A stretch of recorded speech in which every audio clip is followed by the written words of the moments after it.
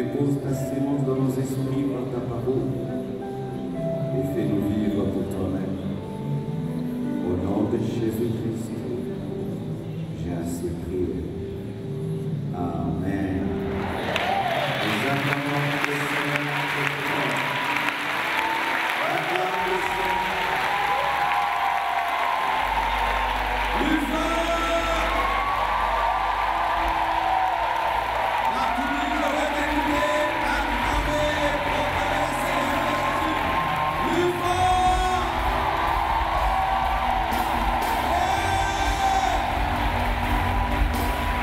Gloire au Seigneur.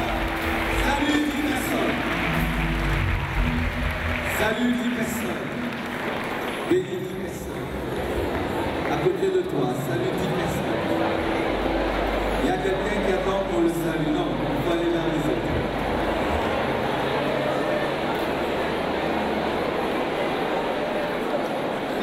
Alléluia. Bénis-le lorsque tu le salues. Dis-lui que ce soit le jour de ta transformation, de ta guérison, de ta délivrance, que Dieu fasse des merveilles dans ta vie. Alléluia. Amen. Asseyez-vous, s'il vous plaît. Je remercie le Seigneur qui m'accorde d'être enfin en Martinique. Amen.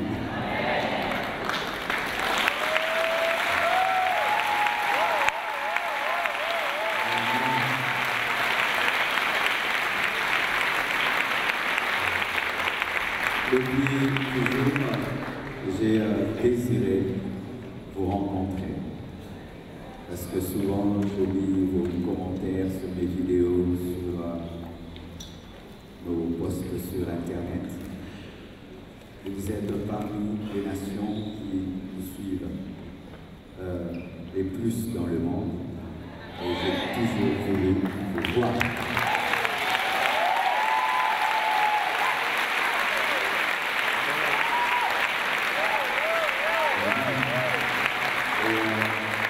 Je me suis rendu compte que je ressemble à beaucoup d'entre vous. Amen. Vous paraît que je suis martiniquais. Amen. Je vous envoie les bonjours. Maman Blanche plutôt vous a envoyé ses bonjours. Mon épouse, la coupe de mon ancien. Salut. On m'a dit que je viendrai un jour ici en vacances. Je vais tellement parler de la beauté de votre vie qu'elle a dit on doit venir en vacances. Amen. Merci à tous les hommes de Dieu qui sont présents au milieu de nous. Vous avez donné cette peine d'abandonner vos programmes et de venir écouter un serviteur de Dieu comme vous. C'est une grande preuve d'humilité et merci beaucoup. Que Dieu vous bénisse abondamment. Et je tiens vraiment à remercier tous ceux qui se sont activés de loin et de près pour l'organisation de ces soirées de gloire. Merci abondamment au pasteur Freddy et pasteur Sita. Merci beaucoup et à tous les membres.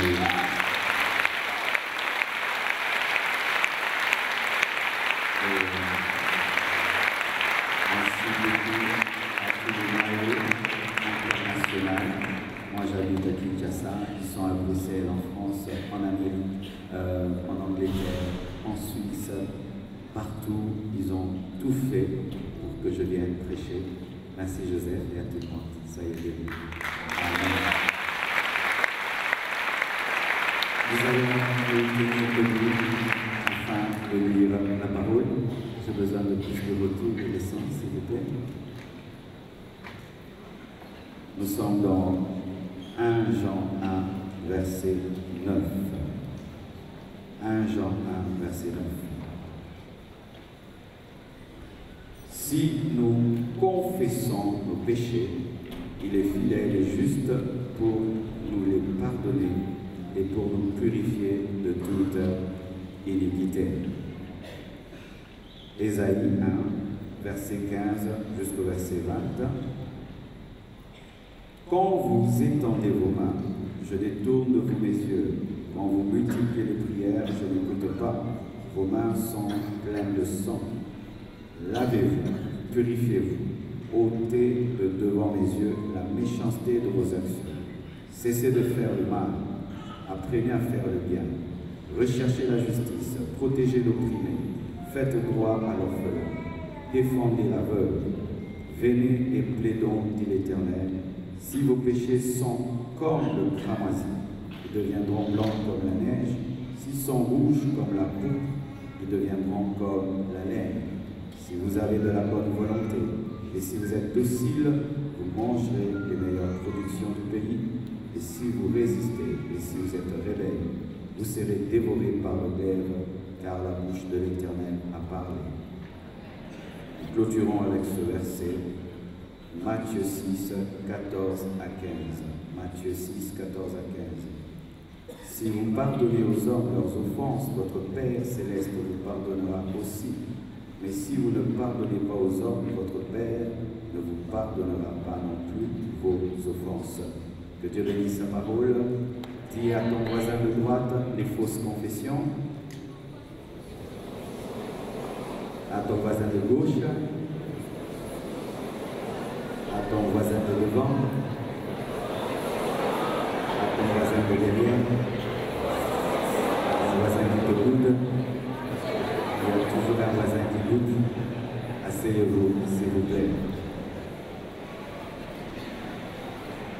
Les fausses confessions. Écoutez-moi, s'il vous plaît. Qu'est-ce que confesser? Tout d'abord, avant de parler de fausses confessions, qu'est-ce que confesser? Confesser, c'est avouer son péché à Dieu afin d'être pardonné. C'est avouer son péché à Dieu afin d'être pardonné. Confesser, c'est reconnaître ses offenses pour obtenir miséricorde. C'est reconnaître ses offenses pour obtenir miséricorde. Confesser, c'est accepter ses erreurs afin d'être gracié. C'est reconnaître ses erreurs pour être gracié. Qui a déjà fait une confession ici? Amen. La plupart d'entre nous avons un jour confessé. Et aujourd'hui, je suis venu vous parler des fausses confessions. Car la plupart des temps, lorsque nous confessons mal. Et nous nous attendons à être pardonnés et nous ne sommes pas pardonnés. Retiens ceci. Ce n'est pas parce que tu as confessé ton péché que Dieu t'a pardonné. Et c'est très dangereux de supposer que tu es pardonné sans être pardonné, parce qu'au fil du temps, tu emmagasines un jugement sur ta vie et tu penses qu'après ta mort, tu seras au paradis et tu finis en enfer. Tu penses que Jésus-Christ, quand il viendra, il t'enlèvera et il te laisse. Tu penses que tu es en ordre avec Dieu alors que Dieu ne t'a jamais pardonné. Il est possible de croire qu'on est pardonné alors qu'on ne l'est pas. Il est possible de croire que parce qu'on a dit à Dieu, Seigneur, j'ai fait, et Dieu a pardonné, alors que Dieu ne l'a pas fait. Et c'est être en danger. Suppose que j'aille auprès d'un médecin et que je suis gravement malade et qu'il me dise que tout va bien, monsieur. Je vais commencer à vivre normalement, manger normalement alors que je suis en danger.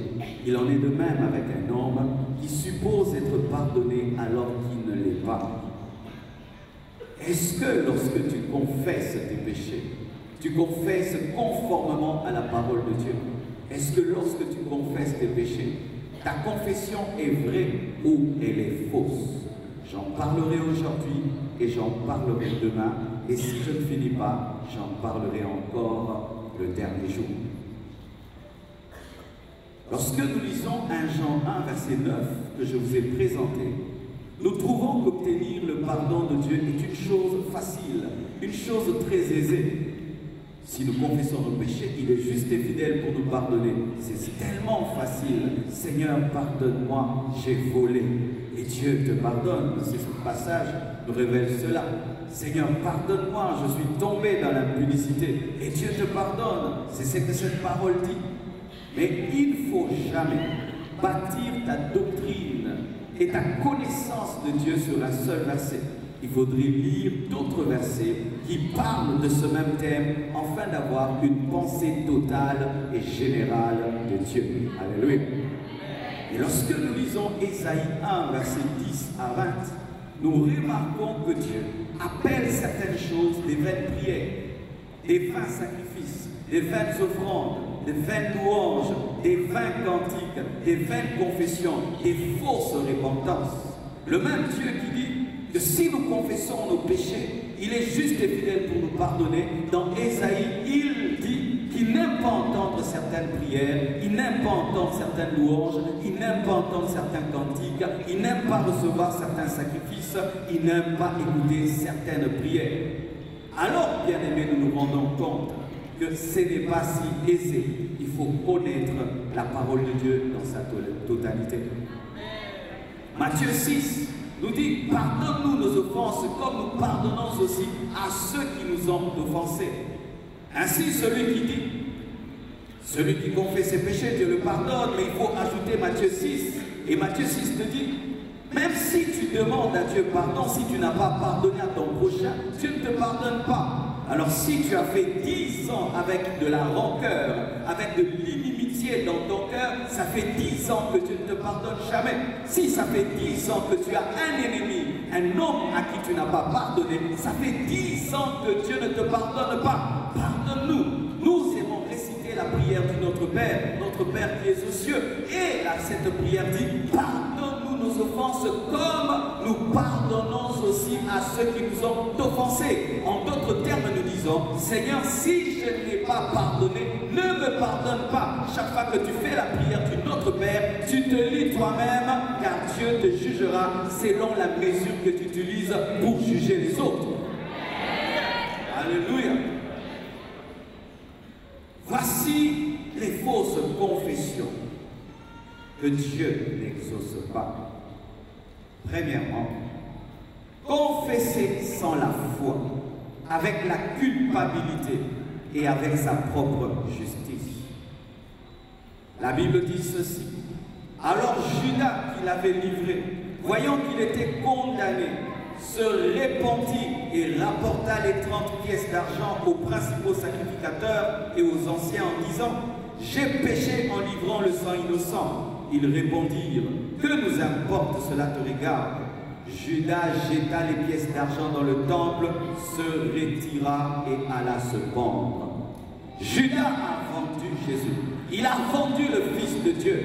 Et lorsqu'il a été culpabilisé, il a demandé pardon et il a jeté même l'argent qu'il avait reçu. Mais la Bible nous dit qu'après s'être repenti, après avoir confessé, Judas s'est pendu. Une mauvaise manière de demander pardon. Ce sont les personnes qui, malgré qu'elles confessent, ne croient pas que Dieu a pardonné, mais demeurent dans la culpabilité. Ils regardent davantage ce qu'il a fait au lieu de croire en la miséricorde. C'est ça, Judas. Lorsque tu demandes à Dieu pardon et que tu reviens encore demander pardon pour un péché que tu as confessé, tu as un problème de foi et un problème de culpabilité et c'est une mauvaise manière de demander à Dieu pardon. Car lorsque Dieu te pardonne, il oublie et tu n'as pas le droit de venir lui rappeler ce qu'il t'a déjà pardonné, car dans le domaine du pardon, Dieu souffre d'amnésie.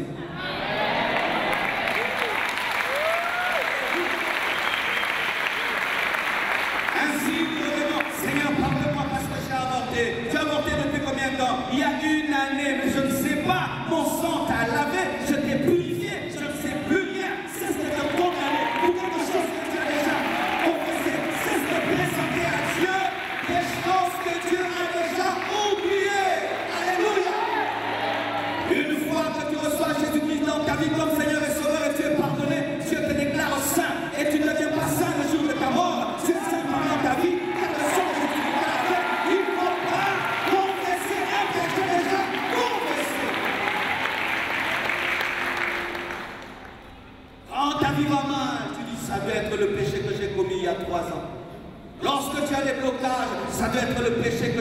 y a des années, tu vis tous les jours dans la culpabilité.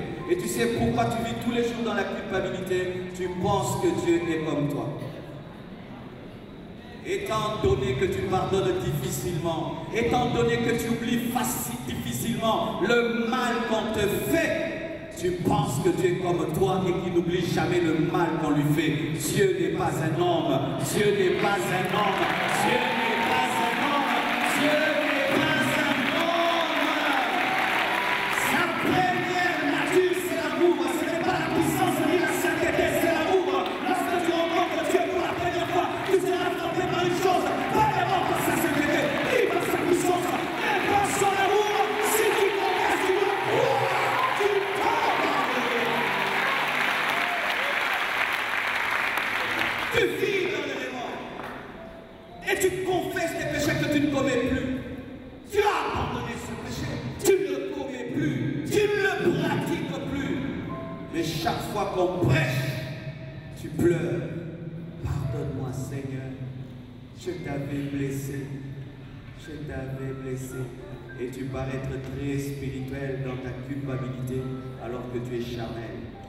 Le plus haut niveau spirituel n'est pas toujours de craindre Dieu. Le plus haut niveau spirituel, c'est savoir aussi saisir la grâce de Dieu. Parce que tu vas saisir la grâce de Dieu, tu vas tomber dans ta propre justice qui ne peut te sauver, car la propre justice de l'homme est un habit souillé.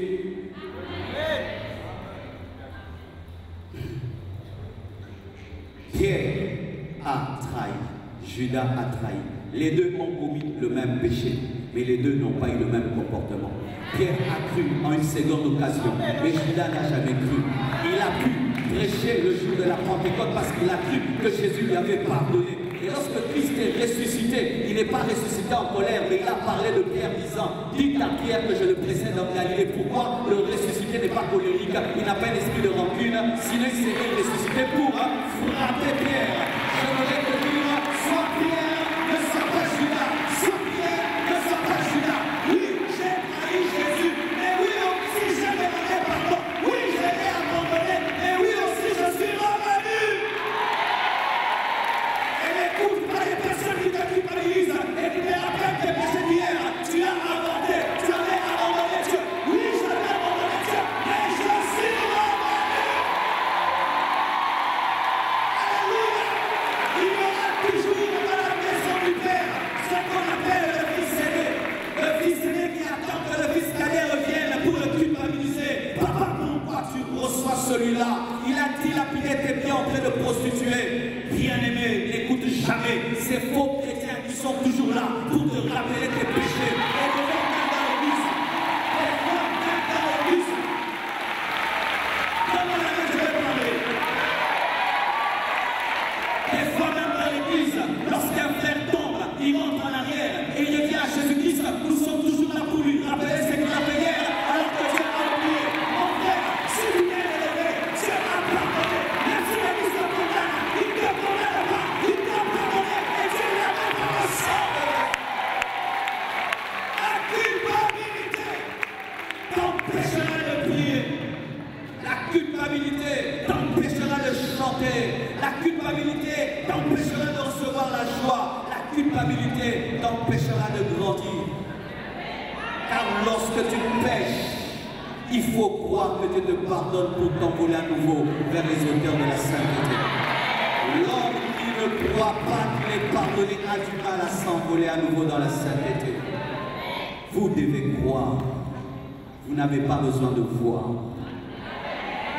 Je n'ai pas besoin de voir dans le sang de Jésus-Christ efface mes péchés.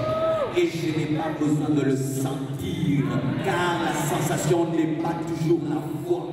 Il est écrit que si je confesse mes péchés, me pardonne, il m'a pardonné. Que je ne sente tout pas, ma vie n'est pas dirigée par les émotions, ni par les sentiments, elle est conduite par la parole de Dieu. Et c'est une parole qu'il a accomplie. Je n'ai pas besoin de le sentir, je n'ai même pas besoin d'avoir une vision de l'œuvre de la croix. Il semble que Jésus-Christ qui coule, je crois, c'est tout.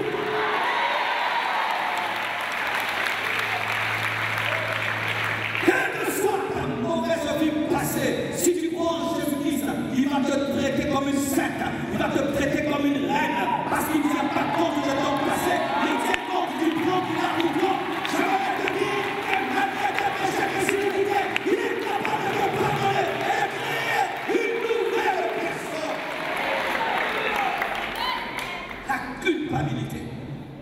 savez, elle provient souvent de qui? De celui qui nous pousse à pécher. Voici ce qui arrive souvent en matière de péché. Lorsque tu veux pécher, que Satan te tente, il te dit que le péché n'est rien. Il utilise l'autre facette de la loupe. Vous connaissez la loupe? Elle a deux facettes. Une facette qui agrandit et une facette qui diminue.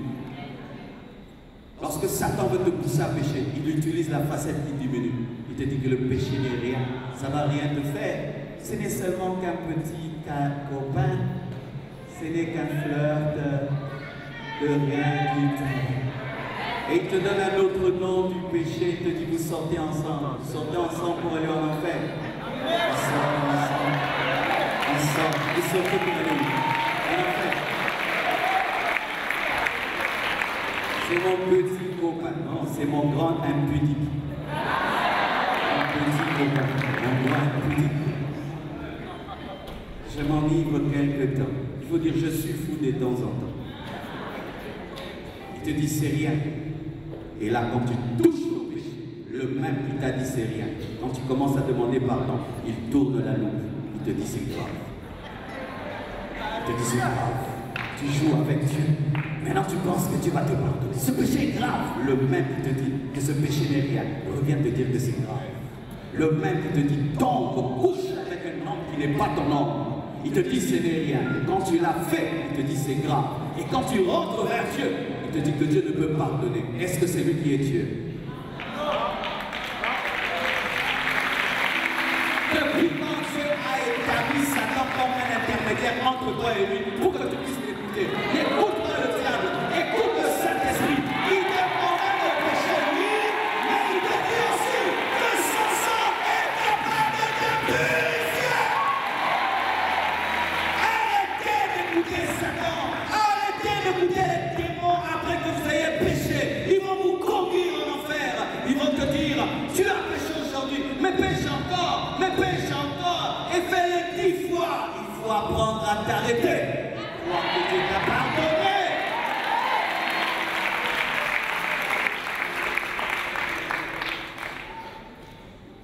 Une autre mauvaise manière de confesser son péché, c'est confesser ses péchés sans tristesse. Psaume 51, verset 17 nous dit: les sacrifices qui sont agréables à Dieu, c'est un esprit brisé. Ô Dieu, tu ne dédaignes pas un cœur brisé contre lui. Il y a des gens qui confessent mal leurs péchés. Ils confessent avec joie, en train de rigoler.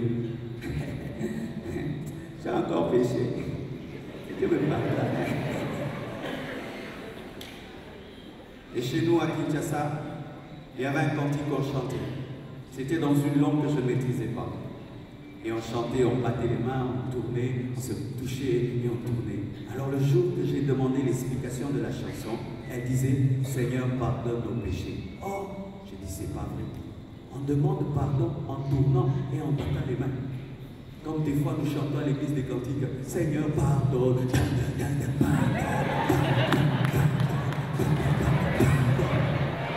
Tu t'imagines ton enfant, il casse un verre et tu dis « Pourquoi tu as fait ?»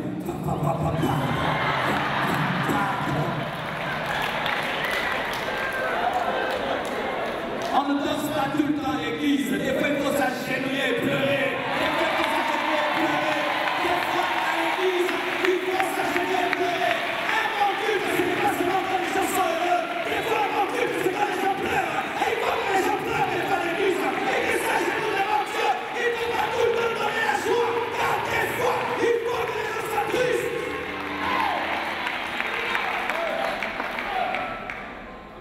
Comment peux-tu avoir la joie quand tu vis mal et venir devant Dieu?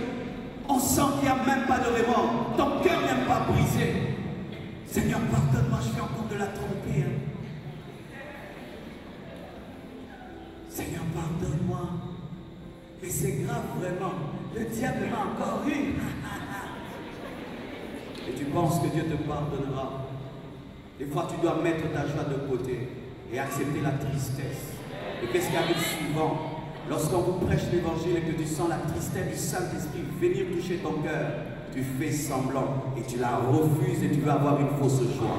Il vaut mieux pleurer pendant un temps pour avoir une vraie joie. Il vaut mieux pleurer pendant un temps. Lorsque David a pris la femme d'autrui, Bathsheba, il a pleuré. Lui qui était roi, il a quitté son trône, il a pleuré pour que Dieu lui fasse grâce. Il a brisé son cœur devant Dieu. Pécher et n'est pas devenir triste est anormal. Toi qui as un cœur qui s'attriste quand tu pêches, tu es normal. Et garde ce cœur, il va t'amener au ciel. Ce n'est pas normal que tu puisses commettre le mal et tu commets encore et tu as toujours la joie. D'où te vient cette joie? Seul un démon a la joie quand il fait le mal. Mais un homme a une conscience qui lui reproche lorsqu'il fait le mal. Mais à force d'endurcir ton cœur, tu risques d'avoir une conscience flétrie, insensible, qui n'est plus atteinte par le péché. Des fois, il faut être triste. Au point où tu atteins un niveau où le fait même d'avoir une mauvaise pensée t'attriste. Le fait seulement d'avoir des mauvais sentiments t'attriste. Le fait seulement d'être jaloux, ça t'attriste. Le fait seulement de ressentir une mauvaise attirance t'attriste. Quand tu atteins ce niveau, tu vas demeurer dans la sanctification et dans la crainte de Dieu. Quel est ce cœur que tu as? D'avoir la joie de prendre la virginité d'une femme et tu es content. Quelle est cette joie que tu as d'aller dans un bar et de payer la boisson pour tout le monde et tu refuses de donner l'offrande ce soir?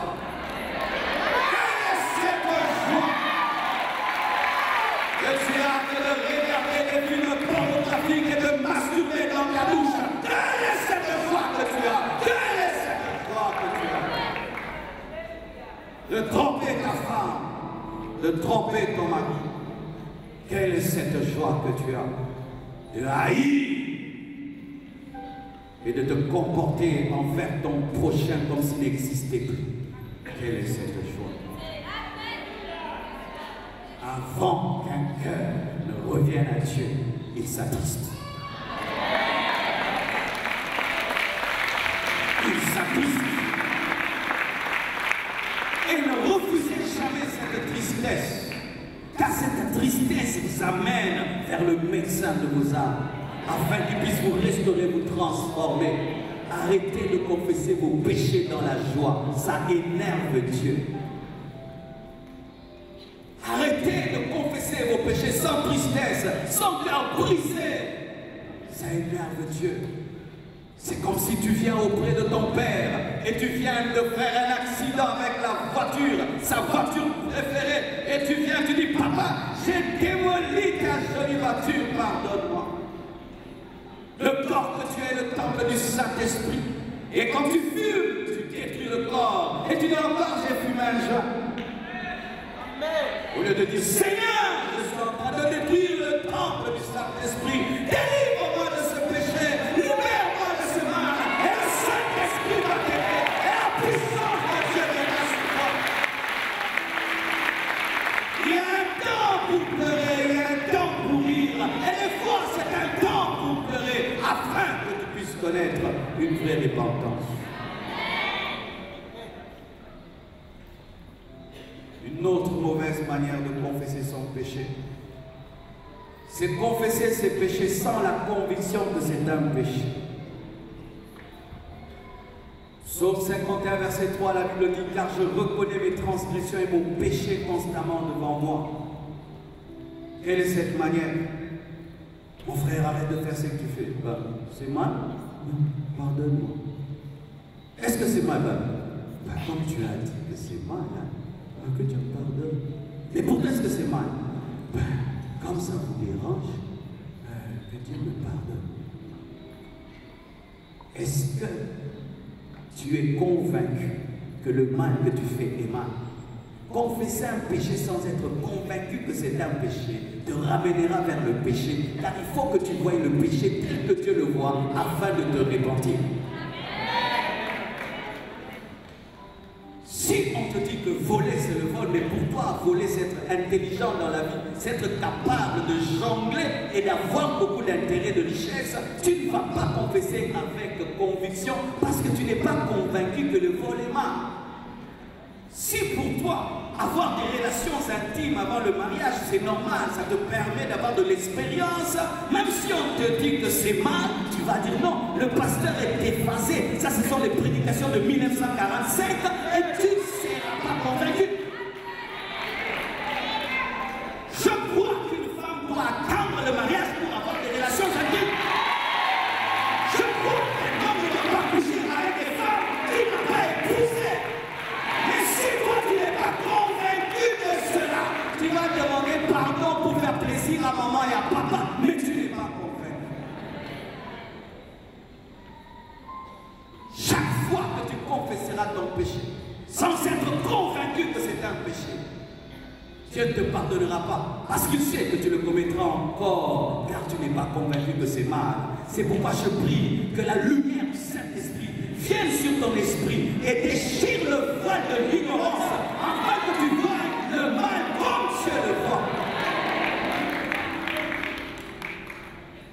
Il fut un temps, des médecins même, je crois, jusqu'aujourd'hui enseignent aux jeunes qu'il faut vivre dans la masturbation parce que ça aide, il paraît, l'intellect et tout le reste.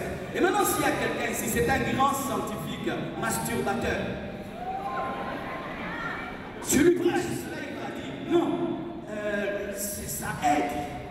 Mais si tu vois comme Dieu voit, tu sais que ça te rend impur, ça te rend impur, ça te rend impur. Es-tu convaincu que le mal que tu fais est mal? Et même pendant que je prêche, le Saint-Esprit te révèle que le mal que tu fais est mal. Mais qu'est-ce qui se passe? Tu es en train de lutter avec le Saint-Esprit pour relativiser ce mal.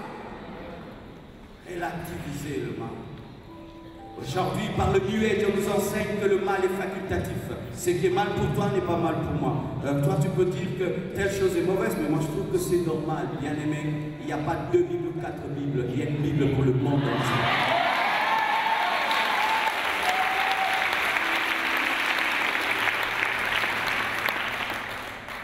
Et d'autres confessent leurs péchés sans la volonté d'abandonner. Proverbe 28, verset 13. Celui qui cache ses transgressions ne prospère point, mais celui qui les avoue et les délaisse obtient miséricorde. C'est-à-dire des gens qui confessent, mais dedans, il dit, je le ferai encore. Seigneur, pardonne-moi, mais pour avoir la paix pour quelques instants, pour que Dieu le bénisse, pour que Dieu le protège, mais il dit que demain encore je le ferai. Lorsque tu confesses un péché avec l'intention de le commettre encore, Dieu ne te pardonnera pas. Car Dieu n'a pas besoin que tu lui informes, parce qu'il connaît déjà ton péché. Mais il veut que tu puisses te repentir, c'est ça qui amène le pardon.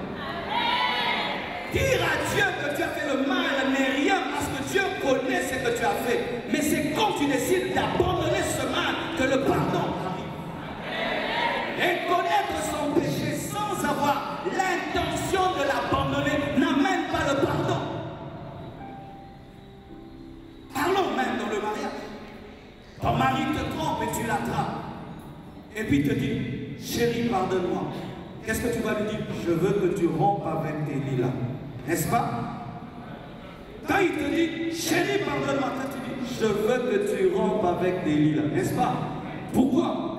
Parce que le fait qu'il te dise ne change rien. Mais c'est lorsqu'il brise la relation qu'il change tout. Et Dieu aussi. Quand tu dis que tu as péché, ça ne change rien parce qu'il était là lorsque tu péchais. Mais c'est quand tu dis j'arrête que Dieu te pardonne parce qu'il veut que tu brises la relation.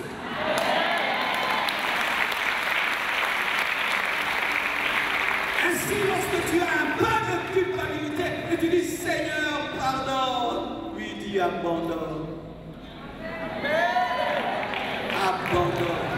En quittant ce lieu, abandonne ton copain, ta copine. Là, Dieu te pardonne. Dans ce lieu, tu quittes la maison d'un homme avec lequel tu vis sans mariage, là Dieu te pardonne. Et ce n'est pas tu dis, Seigneur, pardonne-moi, je vis avec cet homme alors qu'il ne m'a pas épousé, et puis, non, et puis rien. Non, tu quittes la maison alors qu'il te pardonne. Seigneur, pardonne-moi, j'ai volé, c'est bien. Mais quand tu prends, tu rends, il te pardonne. Mais confesser sans abandonner n'amène pas le pardon. C'est pourquoi plusieurs demandent pardon, mais ne sont jamais pardonnés, car vous informez. Mais Dieu n'a pas besoin d'information car il est l'omniscient. Ainsi tu te rends compte pourquoi malgré que tu pries, malgré que tu jeûnes, malgré que tu fais beaucoup de sacrifices, ta vie ne change pas. Le problème n'est pas au niveau de Dieu, le problème c'est au niveau de ta repentance. Elle n'est pas profonde et véritable. Tu es dans des informations mais pas dans la repentance.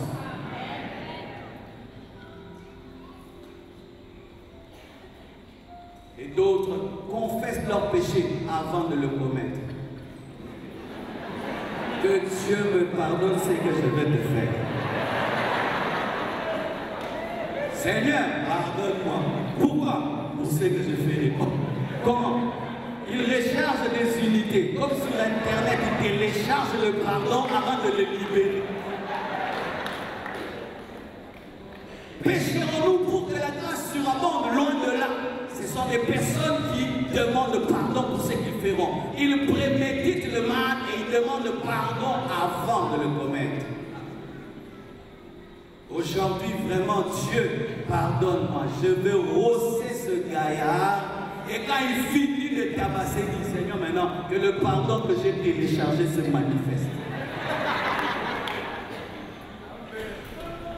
Combien de fois tu fais cela? Certains même ils le font avant d'aller à l'église. On l'énerve à la maison et dit, ne me distrayez pas. Je dois aller au culte. Mais quand je reviendrai, vous verrez. Et il est à l'église en train d'écouter la parole, mais il dit, quand je rentrerai. Amen, pasteur. Amen. Il tombe même. Il tombe dans le cœur. Ils verront quand je rentrerai. Et on peut prêcher, il peut chanter quand il va rentrer. Je vous avais dit quoi? Quand je reviendrai du culte.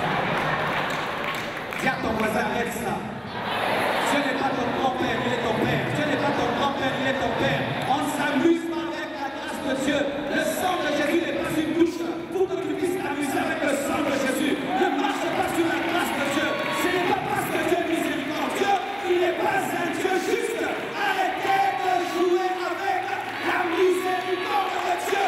Arrêtez de jouer avec la grâce de Dieu.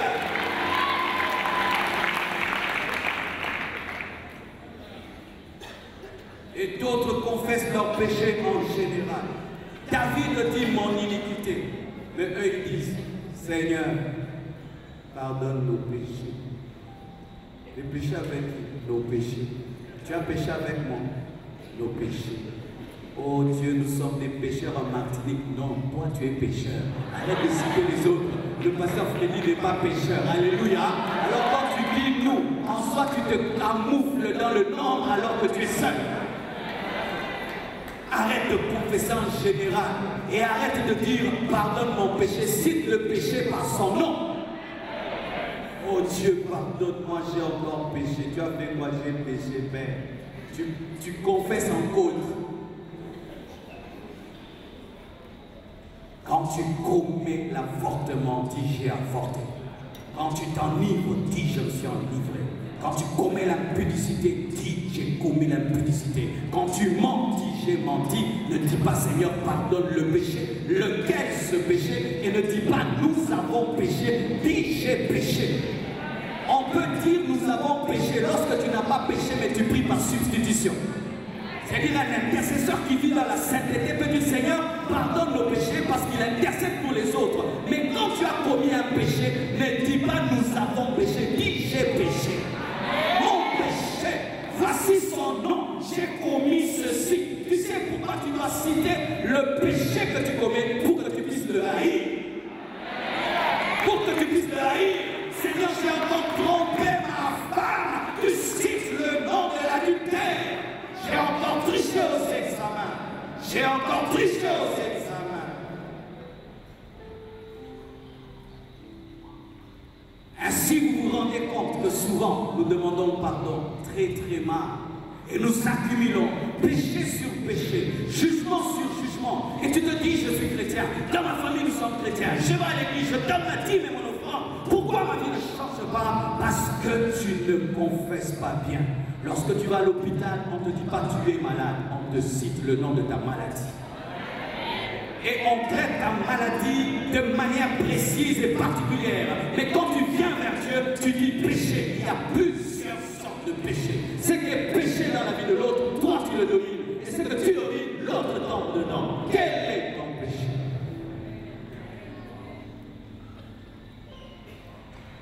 Alléluia.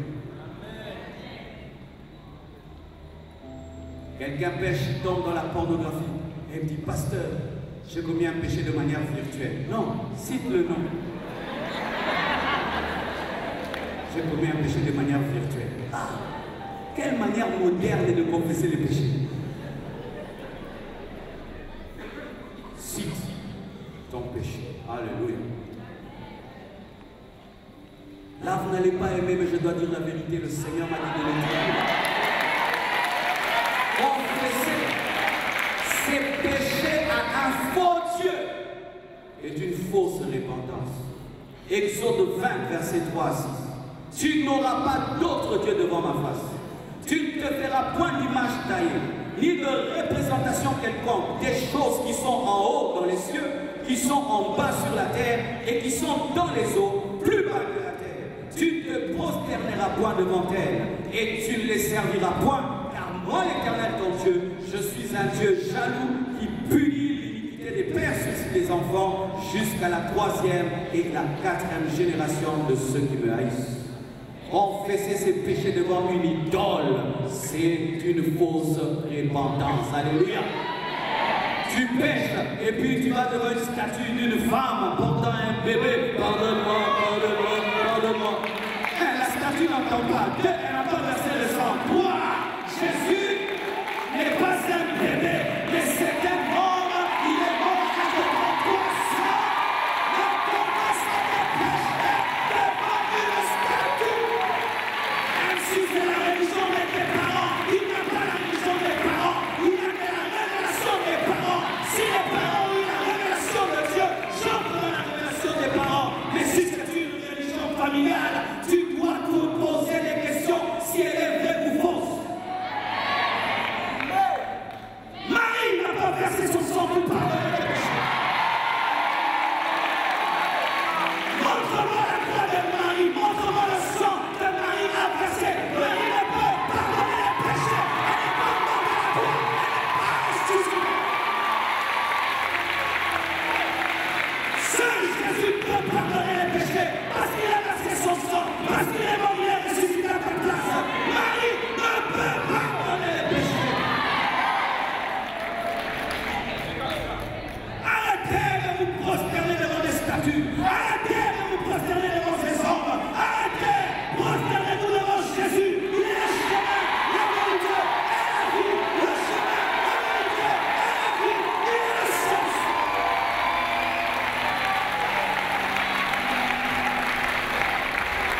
Pécher et demander pardon à Marie, c'est une idolâtrie. Parce qu'elle-même a besoin d'être pardonnée par Jésus. Elle-même a besoin d'être pardonnée par Jésus.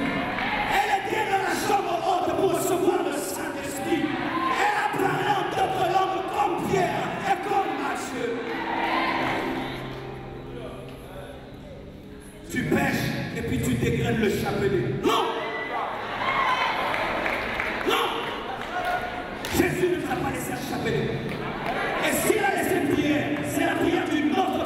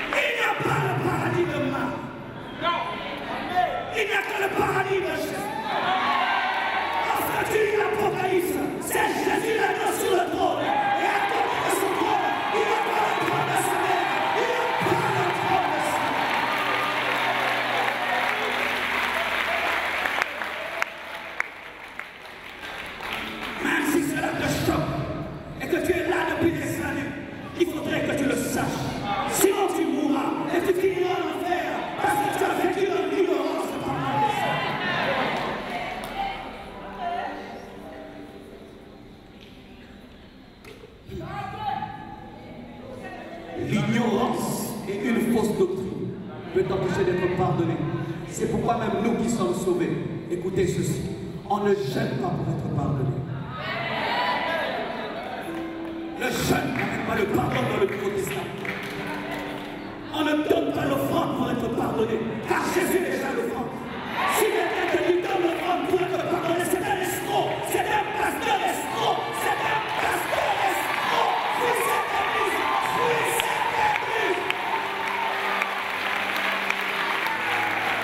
Comment 1000 euros amènent le pardon? Tu veux comparer 1000 euros au sang de Jésus qui n'a pas de prix, qui vaut des milliards, des milliards, des milliards, des milliards, des milliards.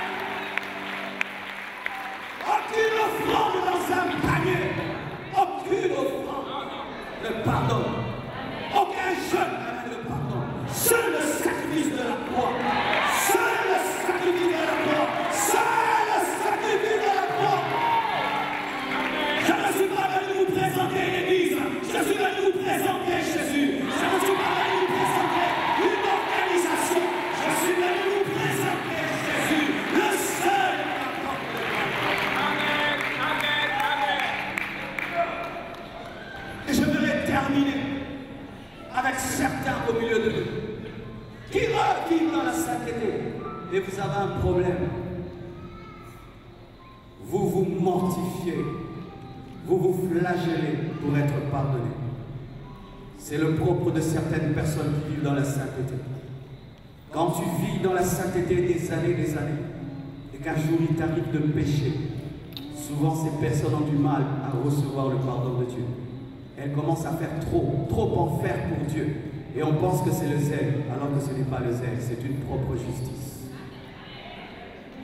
Un homme a connu cela. C'était un brigand qui tuait les gens dans mon pays. Et il allait dans les maisons prendre de l'argent avec une arme. Et un jour, il est entré dans une maison. Il a trouvé une femme qui avait un bébé. Il lui a demandé de l'argent. Cette femme lui a dit, j'ai pas d'argent. Elle a pris son bébé. Elle a mis sa tête dans un mortier. Il a mis sa tête dans un mortier et a pris un pilon. Il a dit à cette femme, donne-moi l'argent, sinon je vais piler la tête de ton enfant. La femme n'avait pas d'argent. Il a dit, monsieur, je n'en ai pas. Il a tellement insisté jusqu'à ce qu'il a pilé la tête de cet enfant. Et après des années, il s'est converti. Mais qu'est-ce qu'on remarquait? Quand l'église dit, nous allons faire un jeûne de 7 jours, il faisait 14 jours. Si on dit 14 jours, il faisait 21. Il faisait toujours plus et plus. Jusqu'à ce qu'un jour, il est tombé déshydraté. On l'a amené à l'hôpital et on lui a posé la question. Frère, pourquoi tu fais tout ça? Et il dit, en soi, j'ai fait un péché tellement grand quand j'étais dans le monde. Et chaque fois que je prie, l'image de cet enfant me revient. Alors je jeûne beaucoup pour que Dieu me pardonne. Ça paraissait spirituel, ça paraissait formidable, mais c'était un incrédule. Il énervait Dieu, car il devait demander à Dieu pardon comme un jeune garçon qui a seulement insulté. Dieu pardonne une insulte autant qu'il pardonne un meurtre, de la même manière. J'ai dit de la même manière. Et si des années, tu as vécu dans la sainteté, tu es un modèle de sainteté. Souvent les personnes qui ont été des modèles de sainteté, lorsqu'elles pêchent, elles ont du mal à croire que Dieu leur pardonne. Et vous les voyez tout le temps en train de gêner, tout le temps en train de veiller, tout le temps en train de faire beaucoup de choses pour Dieu. Vous pensez que c'est de la spiritualité, alors que c'est un zèle amen. Je suis venu te dire que Dieu t'a également pardonné. Arrête de chercher les mérites. Reçois la grâce par la foi. Que Dieu vous bénisse abondamment.